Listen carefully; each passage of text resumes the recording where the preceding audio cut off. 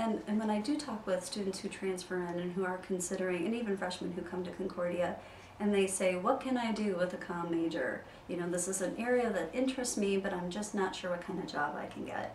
And the thing that I tell them is, it's a wonderful degree to have because of its broadness, and it has a broad perspective, and you can go into a variety of different avenues. But that can also be a burden too. Right. And so it's a really good idea to specifically think about what area of communication am I most interested in, and then focus on that as your area of emphasis. So you can choose to have a minor in that area, or you can just take classes that what we call support that area of emphasis.